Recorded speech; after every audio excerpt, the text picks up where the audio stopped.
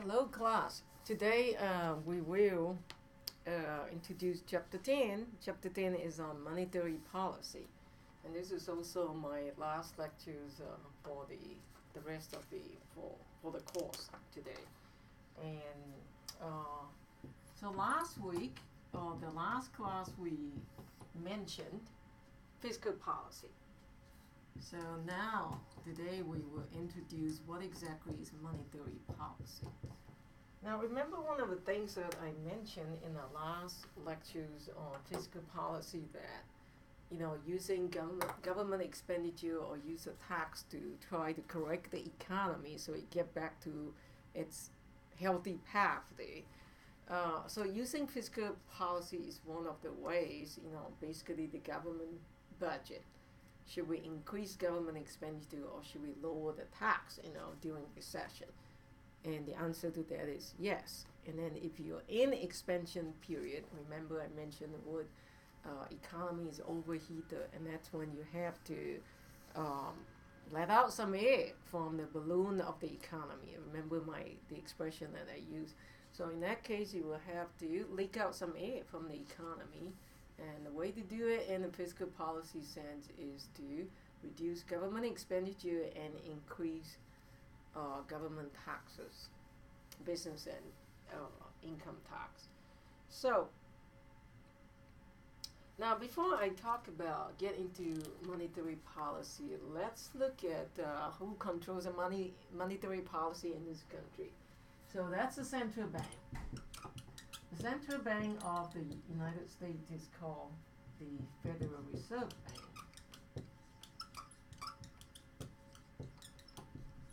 Oh, a lot of time we use the short form, the Fed. What do they do? And one of their main goals is to formulate monetary policy. They make monetary policy. What exactly is monetary policy? You control the money supply in the economy using interest rate. That's it. And also remember from the last class we talked about how using fiscal policy has one of its disadvantages is that it takes a long time. Okay, you're going to spend more on military expenses and you're going to cut taxes. But a lot of this you have to go to debate, in the Congress. The president had to work with the Congress to enact and finally see these bills being passed. And that could take as long as, we talked about it before yesterday, the last lecture, it could take as long as 18 months or even 2 years, That's the problem with that the LAG. So, whereas monetary policy is a little bit quicker. So if you have a very short recession, it's not wise to use fiscal policy, because, if you wait for this 18 months for Congress to pass a bill or tax cut, for example, and by the time, it comes around, whoops, economy may have already corrected itself. So if you have a very short recession, typically the wisdom is to practice or to use monetary policy to control the interest rate. Okay, so the other goal of the Federal Reserve Bank, or we should say function, is to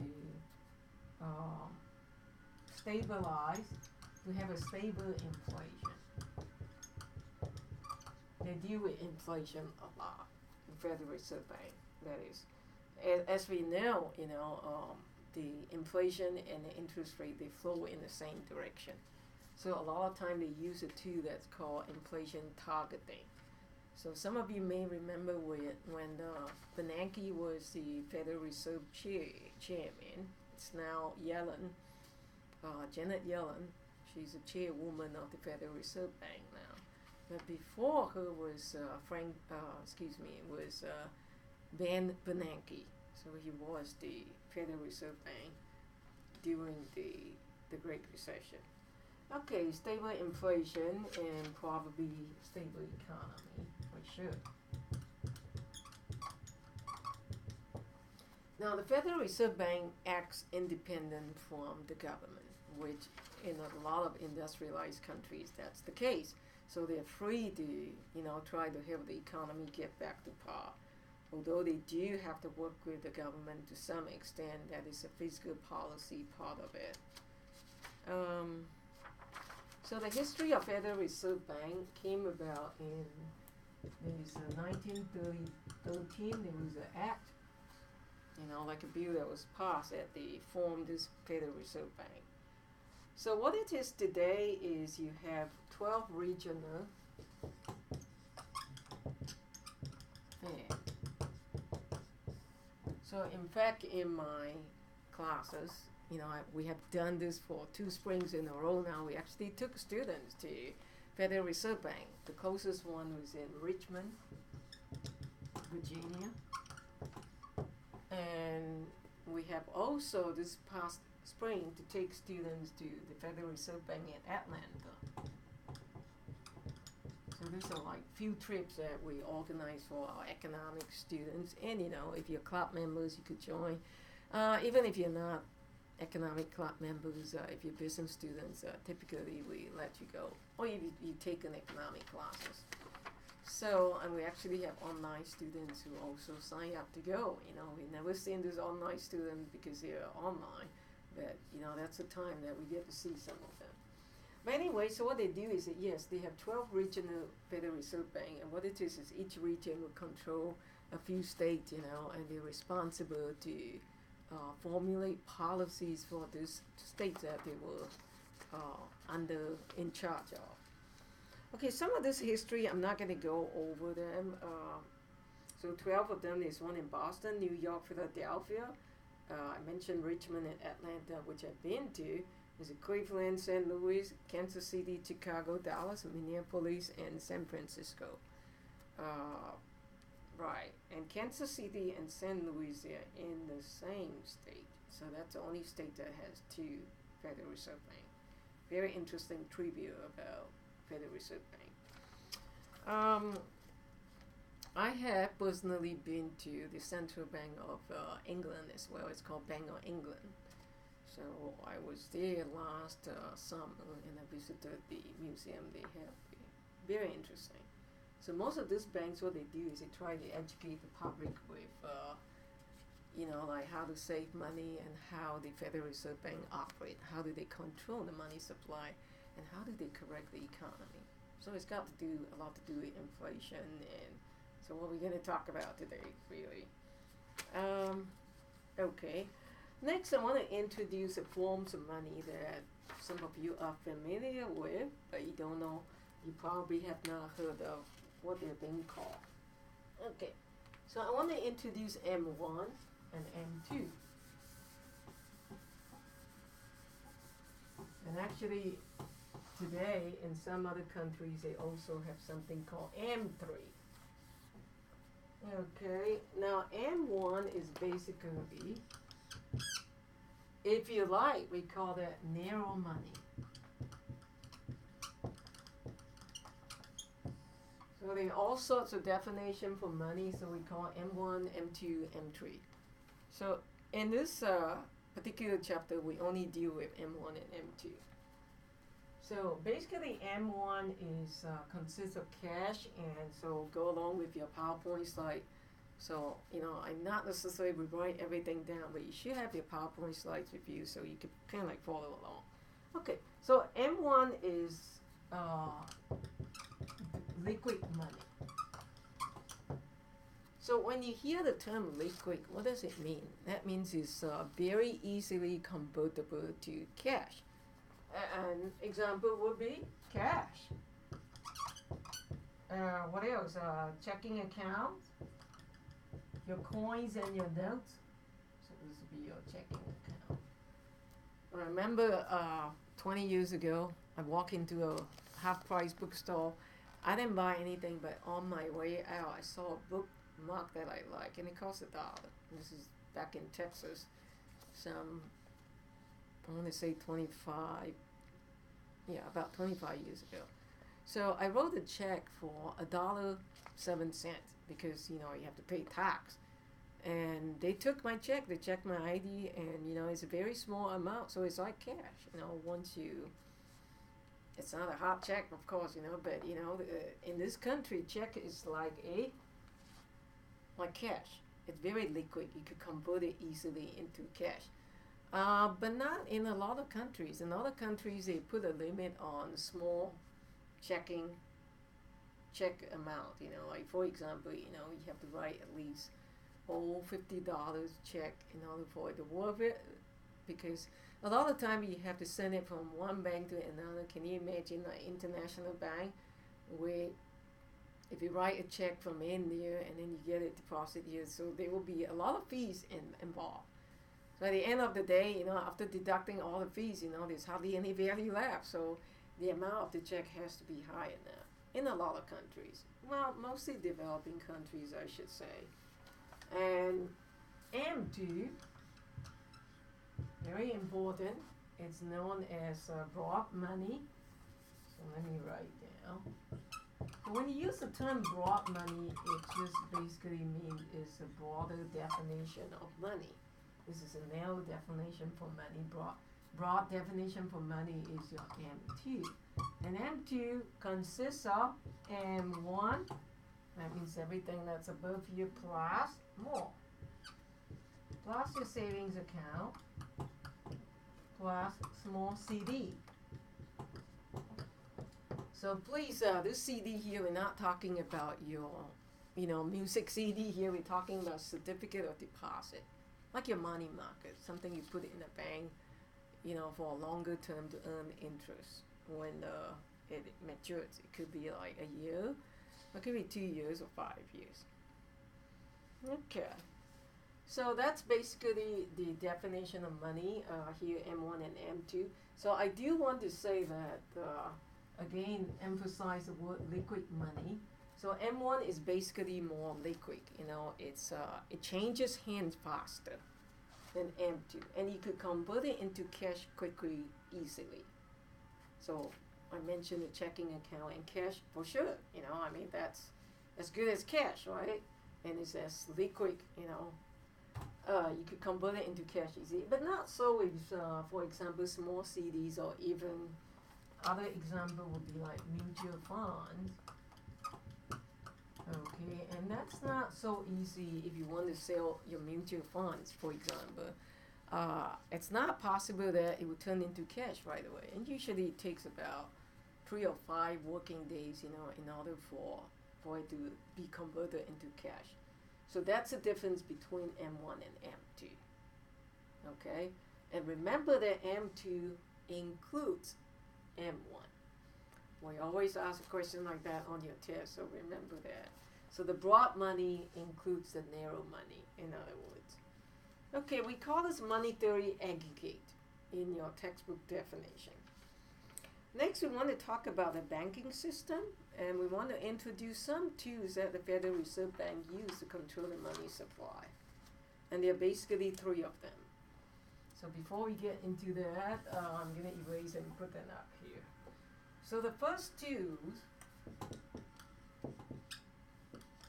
so there are 3 types of tools for Federal Reserve Bank to try to affect the economy through the monetary policy. The first one is known as open market operations.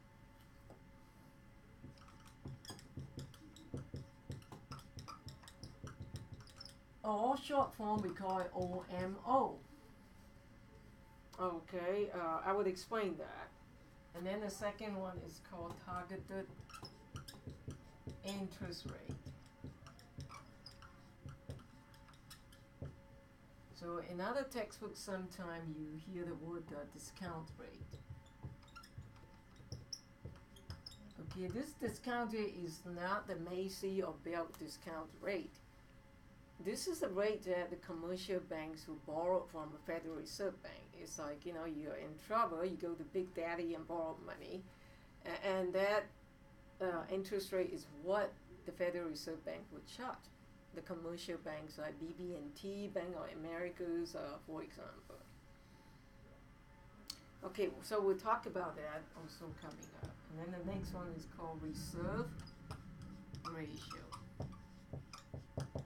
Okay, and we'll also talk about that coming up. So let's talk about the first methods. And in order to demonstrate that method, I'm going to draw some pictures here to help you to understand a little bit better. So now in the case of open market operation, that's how the Federal Reserve Bank control the money supply. Okay, by either taking the money out of the public or releasing the money back to the public. So what we do is we have two agents here. We're going to draw two circles, and this is the public. This is people like you and me.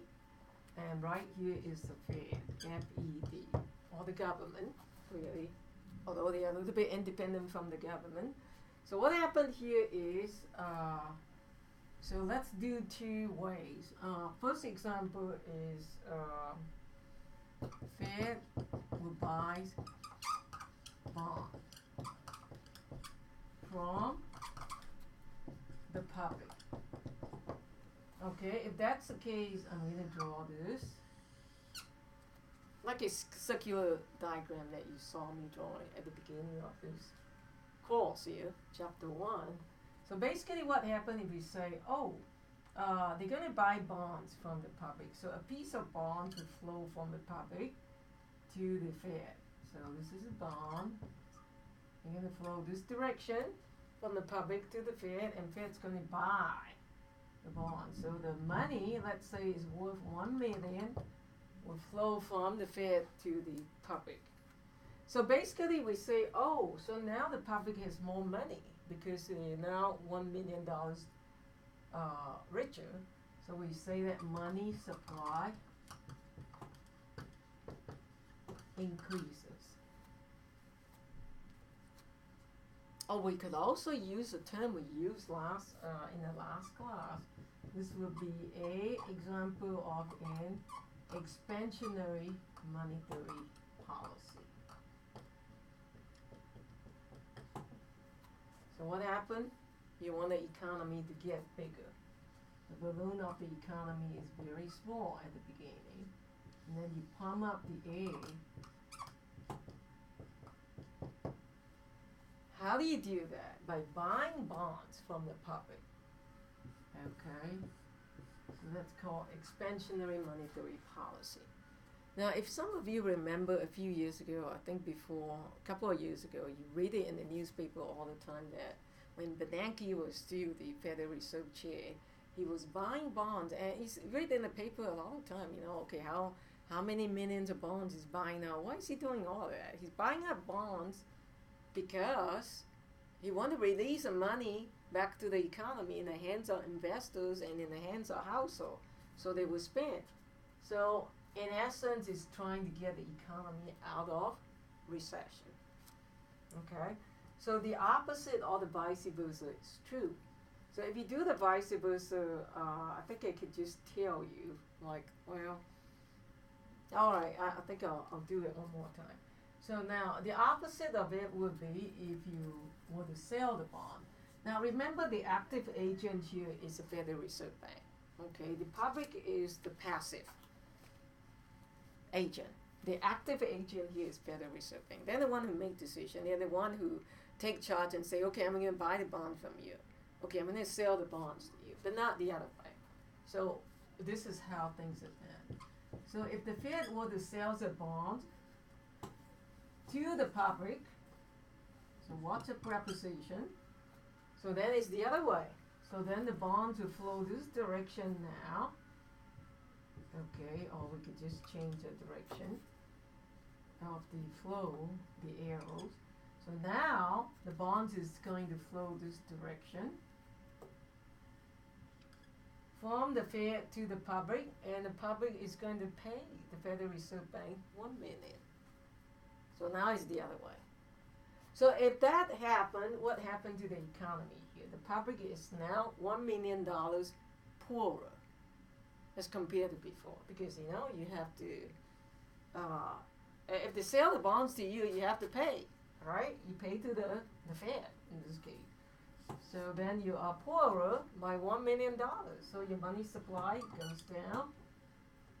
And we say that this is called contractionary monetary policy. It makes the economy contract or being reduced, make smaller, shrink. So then the balloon will go the other direction. So start off with a big balloon, and then you're gonna make the balloon of the economy small. Okay. So anytime you hear the word contractionary, that means economy is too big. You want to reduce it by letting out some air. In this case, the so-called letting out some air would be to sell the bonds to the public. Okay, so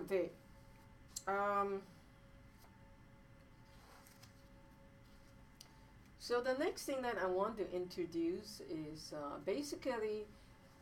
Okay, one more point I want to say. The money supply goes down. So let's look at this money market. I think I want a bigger graph here. So let's look at this graph here that represents the money market. Very simple, your textbook just use a downward sloping demand for money and then upward sloping supply for money. Okay, let's use MS and MD. There's your interest rate.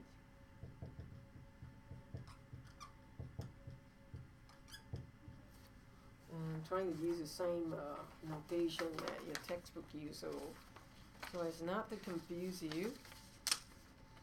Okay, I think your money market is in, okay, they use R here. So this is your R star because this is in equilibrium, money market in equilibrium. Because that's where your supply of money and your demand for money intersect with one another. So down here you have the money stocks, or your textbook you use low number funds. It's the same thing. So funds is money. Okay.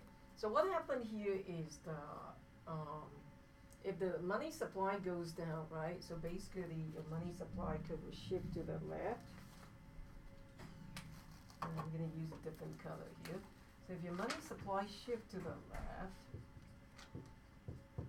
okay, so this is your point A, and after the new shift to the left, this is your point B. So at point B, you could see the interest rate is higher. So before it might be like, say, 5%, so now it's higher. At a higher point, like 7%. And your money stocks in this case comes down.